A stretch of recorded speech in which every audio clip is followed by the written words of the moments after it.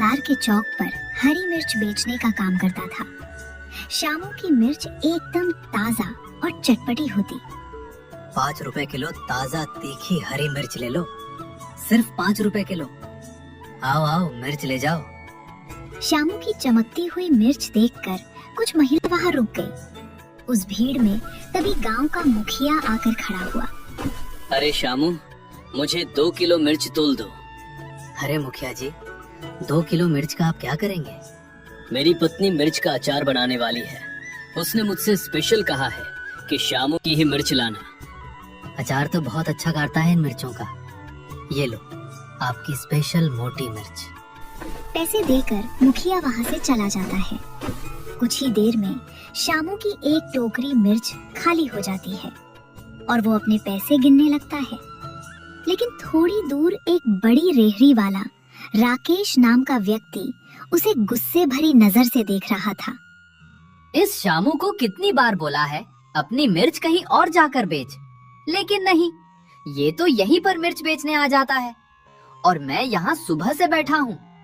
मजाल है जो मेरी 1 किलो मिर्च भी बिछी हो। शामू के कुछ दिन तो आराम से निकल जाते हैं। फिर एक दिन शामू ने सोचा, अब टोकरी से नहीं, मुझे भी ज्यादा मिर्च बेचने के लिए एक साधन चाहिए। दिन में मैं बस 5-6 किलो मिर्ची बेच पाता हूँ। उसने ये बात अपनी पत्नी को बताई तो उसकी पत्नी सुधा बोली, ये तो आपने बहुत अच्छा सोचा है जी। घर में 4 पैसे जुड़ेंगे तो बारिशों के शुरू होने से पहले हम अपनी घास फूस की छत को टीन से बना लेंगे। हाँ, सही कहा। फिर घर में पानी नहीं टपकेगा। ऐसे बातें करके शामू अपने पड़ोसी बिट्टू के घर गया, जो लकड़ी का काम करता था।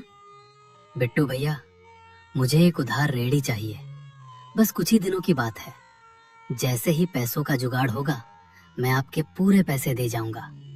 शामू, मुझे पता है तुम झूठ नहीं बोलते, इसीलिए मैंने कभी आपसे किसी चीज के लिए मना किया है। आप रेहड़ी ले जाएं, मुझे कोई जल्दी नहीं है। पैसों का जुगाड़ जब हो जाए आराम से दे जाना। बहुत बहुत धन्यवाद आपका। अब मैं चलता हूँ, मिर्च बेचने बाजार भी जाना है। फिर शामू रेहड़ी को लेकर घर की तरफ चला जाता है। 1 किलो मिर्च 10 रुपए की ताजी ताजी तीखी तीखी मिर्च ले लो। अजी, आप क्यों मेरे कान पर चिल्ला रहे हो? जिसे तुमसे मिर्च लेनी होगी वो खुद ही आ जाएगा। आवाज लगाना बंद करो। मेरा पहले ही दिमाग खराब है, ऊपर से तू यहाँ आ गई है। जा यहाँ से, मुझे तेरी कोई जरूरत नहीं। अजी, आप इतना गुस्सा क्यों होते हो? मैंने तो ऐसे ही बोल दिया। अभी तुम देखना, वो शामू आएगा, उसकी मिर्च आते ही ऐसे खत्म हो जाएंगी जैसे मिर्च की जगह सोना बेच रहा हो। राकेश की बात सुनकर पास का एक व्यक्ति बोला, क्या कहा शामू? मिर्च लेकर आ गया? हाँ हाँ, शामू आ गया। जा, उसकी मिर्च को खाकर यमलोक चला जा। आया बड़ा, जा यहाँ से, फूट। वो व्यक्ति चुपचाप वहाँ से चला गया। तब उसकी पत्नी बोली, तुम ऐसे बातें करते हो ग्राहकों से, तभी मैं सोचूं कोई हमारी मिर्च लेने क्यों नहीं आता। ग्राहक देवता के समान होते हैं और तुम उन पर चिल्लाते हो। चिल्लाऊं नहीं तो क्या करूं? सब उस शामू के गुण गाते हैं। राकेश ने इतना बोला ही था कि तभी उसकी आंखें फटी की फटी रह जाती हैं, क्योंकि सामने से शामू हरी भरी रेहड़ी लेकर आ रहा था। हो गया सत्यानाश। मैं इस शामू को अब छोड़ूंगा नहीं। और दिन तो टोकरी में मिर्च लाता था तो मैं जाने देता था, लेकिन अब रेहड़ी भरकर मिर्च लाया है। मैं अभी जाता हूँ और इसे बता कर आता हूँ। सुनिए जी, रुक जाइए, ऐसा करना ठीक नहीं। वो अपनी पत्नी की एक नहीं सुनता और शामू के पास जाकर उसकी मिर्चें फेंकने लगता है। अरे रे राकेश भैया, आप ये क्या कर रहे हो? मेरी मिर्चों को जमीन पर क्यों फेंक रहे हो?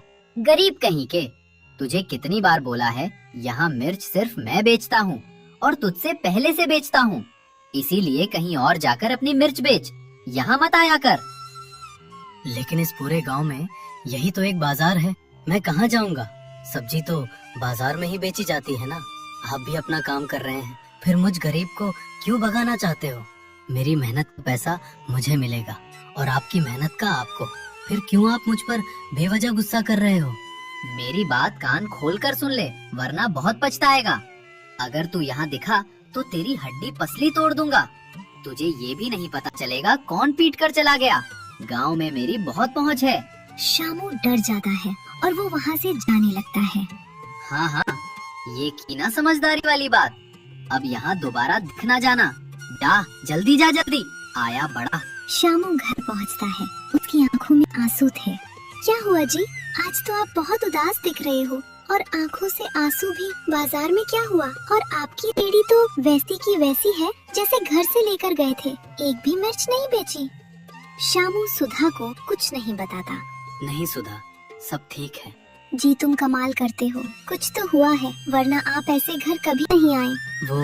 वो मेरी आज तबीयत ठीक नहीं है तो घर आ गया। ऐसे झूठ बोलकर शामू चुप हो जाता है और अगले कुछ दिनों तक घर में ही रहता है। शामू के ना होने से राकेश की बिक्री खूब होती है। शांति, मैं क्या सोच रहा हूँ, अब मेरी मिर्चें हर कोई खरीदता है। रेहड़ी ले जाने में जान लगानी पड़ती है, इसीलिए एक मोटर से चलने वाला रिक्शा खरीद लूं। ठीक है जी, हम आज ही मोटर वाला रेहड़ा खरीदेंगे। फिर राकेश ने मोटर से चलने वाला एक बड़ा सा रेहड़ा खरीद लिया और उस पर मिर्च बेचने लगा और साथ ही साथ उसने 2-4 सब्जियां और भी रख ली। तो वहीं शामू के घर की हालत बहुत बिगड़ चुकी थी। ना तो उनके पास पैसे थे और लगातार बारिश होने की वजह से उनके घर की भी हालत बहुत खराब थी। जगह जगह से पानी दबक रहा था। सुधा, मेरे लिए एक कप चाय बना दो, सर में बहुत दर्द है। चीनी खत्म हो गई है। आप 50 रुपए दे तो मैं दुकान से ले आऊं। पैसे नहीं है, तुम यहीं ठहरो, मैं उधार चीनी लेकर आता हूँ। रहने दो। लाला सेठ ने साफ मना कर दिया है, अब वो हमें उधार नहीं देगा। अगर आप वहाँ जाओगे तो बस ताने सुनने को मिलेंगे। अच्छा खासा काम चल रहा था, पता नहीं किस वजह से बंद कर दिया। मैंने खुद से काम बंद नहीं किया, वो राकेश की वजह से मैं मिर्च बेचने नहीं जाता। फिर शामू ने उस दिन जो भी हुआ सब अपनी पत्नी सुधा को बता दिया। जी ये तो बहुत गलत किया उसने आपके साथ, लेकिन अब हम चुप नहीं बैठेंगे। आप चलिए मेरे साथ मुखिया जी के घर, हम उन्हें सब बता देंगे।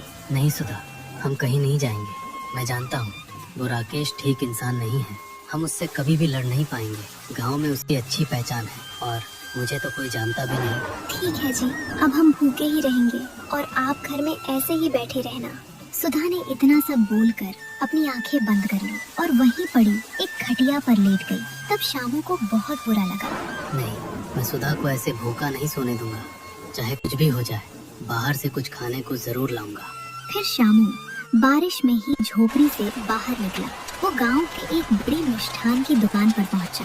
भैया जी, कुछ सस्ता सा खाने को मिलेगा? अरे भाई, क्या सस्ता और क्या महंगा, तुम बताओ कितने पैसे हैं, फिर उसी हिसाब से मैं तुम्हें दे दूंगा। मेरे पास बस ये 20 रुपए हैं, इनसे कुछ आ जाए तो दे दीजिए। दुकानदार ने वो 20 रुपए रख लिए और शाम को एक कागज का छोटा सा खलता दे दिया। शामू ने धीरे से पूछा, इस खलते में क्या है? अरे 20 रुपए में इतना ही आता है। वो तो तेरी किस्मत अच्छी है जो आखिरी के कुछ पकोड़े बच गए, अगर ये भी ना होते तो 20 रुपए में कुछ नहीं मिलता तुझे। ठीक है भैया जी, आपका बहुत बहुत शुक्रिया। कम से कम इन पकोड़ों को खाकर मैं और मेरी पत्नी को भूखा तो सोना नहीं पड़ेगा। फिर शामू जल्दी जल्दी घर आता है। उसने वो पकोड़े एक प्लेट में रखे और सुधा के पास चला गया। सुधा, भूखी मत सो, देखो मैं खाने के लिए पकोड़े लाया हूँ, दोनों साथ में खाते हैं। सुधा बैठ गई। दोनों ने पकोड़े खाए, लेकिन सुधा को उन पकोड़ों में स्वाद नहीं आया। अरे ये भी कोई पकोड़े हैं, इनसे अच्छे पकोड़े तो मैं घर पर ही बना लेती हूँ। एकदम सही कहा। अगर तुम इनसे ज्यादा स्वादिष्ट पकोड़े बना दोगी तो मैं उन्हें बेच आया करूँगा। मैंने देखा है खाने पीने की चीजों से बिक्री अच्छी होती है और अगर स्वाद हटके हो तो कोई टेंशन नहीं। जी ये तो बहुत अच्छा होगा, गांव में आपके पकोड़े खूब बेचेंगे। मैं तरह तरह की सब्जियों के पकोड़े बनाऊंगी, लेकिन काम शुरू करने के लिए पैसे कहाँ से लोगे? ये बात सुनकर शामू चिंता में आ गया। तभी सुधा बोली, लो जी, आप मेरी कान की बालियों को बेचकर कल पकोड़े बनाने का सामान ले आना। नहीं सुधा, ये बालियाँ मैं नहीं बेचूंगा, ये तुम्हारी माँ की निशानी है, इन्हें अपने पास रखो। ठीक है जी, तो आप इन्हें गिरवी रख दो, जब हमारा काम अच्छा चलने लगेगा तो छुड़ा लेंगे। ये बात शामू को ठीक लगी। अगले दिन उसने ऐसा ही किया। गांव के चौराहे पर वो दोनों अपनी रेहड़ी के साथ खड़े हो गए। मौसम भी बारिश का था और तभी हल्की हल्की बारिश शुरू हो गई। सुधा, थोड़े से पकोड़े तेल में तलो, पकोड़ों की खुशबू उड़ेगी, तभी तो गांव के लोग हमारे पकोड़े खाने आएंगे। सुधा ने जल्दी से कुछ पकोड़े बनाए। ठंडी ठंडी हवाओं के साथ गर्म पकोड़ों की खुशबू दूर दूर तक जा रही थी। आइए आइए और खाइए, सिर्फ 20 रुपए प्लेट, 20 रुपए प्लेट। ऐसे स्वादिष्ट पकोड़े कहीं नहीं मिलेंगे। हाँ जी हाँ, नहीं मिलेंगे, नहीं मिलेंगे। जल्दी आए, जल्दी खाए। तभी 2 व्यक्ति वहाँ रुके। या उन्होंने पकोड़े खाए तो खाते ही रह गए। हाँ, बड़े स्वादिष्ट पकोड़े हैं जी। सही है भाई। हाँ सही कहा, और कितना अच्छा है, कहीं जाना भी नहीं पड़ा। अब से यहीं आकर पकौड़े खाया करेंगे। मस्त पकौड़े हैं, मिर्ची वाला तो आहा क्या स्वाद है। दोनों की ये बात सुनकर सुधा और शामू को बड़ी तसल्ली और खुशी मिली। उनके उदास चेहरे पर मुस्कान लौट आई। अब देखते ही देखते उनके छोटे से ठेले पर भीड़ जमा हो गई। कोई खा रहा था तो कोई घर के लिए पैक करवा रहा था। बारिश भी जमकर हो रही थी और उनका काम जोर से चलने लगा था। अच्छी कमाई होने लगी थी, पैसे जमा होने लगे थे। फिर एक दिन सुधा, मैं सोच रहा हूँ अब हमें अपने लिए एक पक्का घर बनवा लेना चाहिए। इस बार बारिश ज्यादा हो रही है।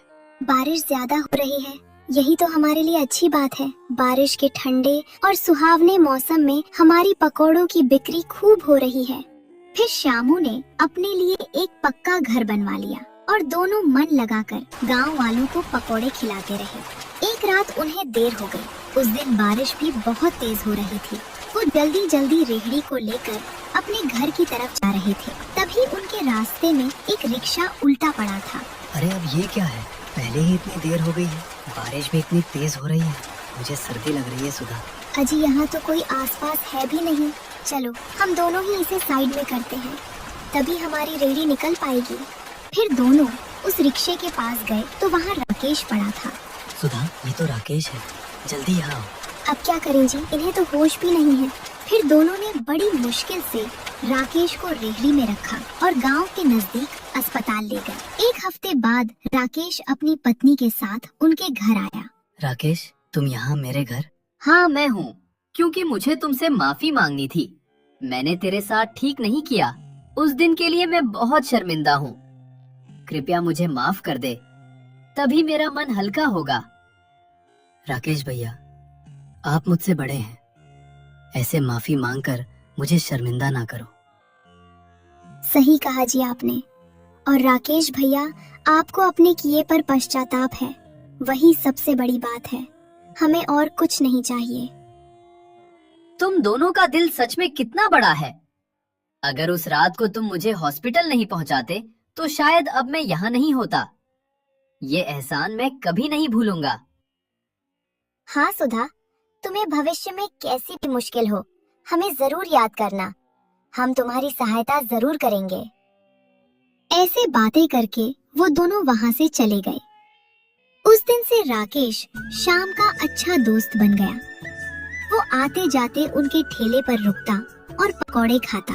तो दोस्तों, इस कहानी से हमें यह सीख मिलती है, बुरे के साथ बुरा नहीं करना चाहिए, क्योंकि हमारी अच्छाई ही बुराई को खत्म करने के लिए